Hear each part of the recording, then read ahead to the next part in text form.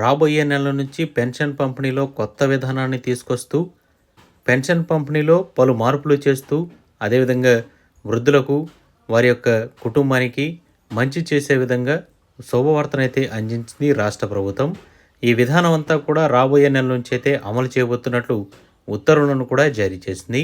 అవేంటో ఈ వీడియోలో మనం పూర్తిగా తెలుసుకుందాం. పెన్షన్ పంపిణీలో కొత్త విధానం, వృద్ధాప్య పెన్షన్లో కొత్త విధానం తీసుకొస్తున్నారు. భర్త మరణిస్తే మరుసటి నెల నుంచే పెన్షన్ ఉత్తర్వులు జారీ చేసిన ప్రభుత్వం. ఒకేసారి 3 నెలల పెన్షన్ వరుసగా 3 నెలలు తీసుకోకుంటే నిలిపివేత. రాష్ట్రంలోని పెన్షన్దారులకు ఆంధ్రప్రదేశ్ ప్రభుత్వం శుభవార్త అందించింది. ఇప్పటి వరకున్న నిబంధనలో కొన్ని మార్పులు చేర్పులు చేస్తూ ఉత్తర్వులను అయితే జారీ చేసింది.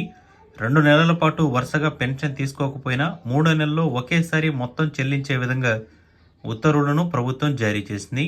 ఇక పెన్షన్ తీసుకుంటున్న కుటుంబ యజమాని మరణించిన క్రమంలో భార్యకి మరుసటి నెల నుంచే వితంతు పెన్షన్ మంజూరు చేయాలని ఆదేశాలు ఇచ్చింది.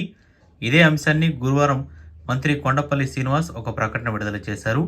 ఇక రాష్ట్రంలో పెన్షన్దారులు పెన్షన్ పంపిణీని సరళతరం చేస్తూ రాష్ట్ర ప్రభుత్వం అధికారికంగా నిర్ణయం తీసుకుందని, 2 నెలల పాటు వరుసగా పెన్షన్ తీసుకోకపోతే 3 నెలల్లో మొత్తం అమౌంట్ని ఇవ్వాలని ఇచ్చే విధంగా ప్రభుత్వం అయితే నిర్ణయం తీసుకుంటున్నట్లు వెల్లడించింది.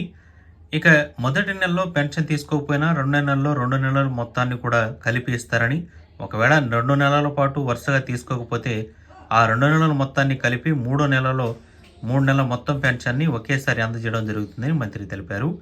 వరుసగా 3 నెలల పాటు పెన్షన్ తీసుకోకపోతే వారిని శాశ్వత వలసదారులుగా గుర్తించి ఆ పెన్షన్ ఆపివేయడం జరుగుతుందని తెలిపారు. వారి తిరిగి యథాస్థానానికి వచ్చిన తర్వాత పెన్షన్ తీసుకోవడం కోసం దరఖాస్తు చేసుకుంటే వారికి తిరిగి పెన్షన్ ఇస్తామని ఇవ్వడం జరుగుతుందని వెల్లడించారు. వృద్ధాప్య పెన్షన్ తీసుకుంటున్న కుటుంబ యజమాని అకస్మాత్తుగా మరణించిన పక్షంలో అతని భార్యకి మరుసటి నెల నుంచే వితంతు పెన్షన్ మంజూరు చేయడం జరుగుతుందని మంత్రి వెల్లడించారు. ఇందుకు సంబంధించిన రాష్ట్ర ప్రభుత్వం సంబంధిత అధికార యంత్రాంగానికి ఉత్తర్వులు జారీ చేసినట్లు వెల్లడించారు. జిల్లా స్థాయిలో జిల్లా గ్రామీణాభివృద్ధి శాఖ ప్రాజెక్టు డైరెక్టర్లు, క్షేత్రస్థాయిలో సంబంధిత ఎంపీడీఓలు, మున్సిపల్ కమిషనర్లకు ఈ ఆదేశాలు అయితే ఇవ్వడం జరిగిందని మంత్రి శ్రీనివాస్ అయితే వెల్లడించారన్నమాట.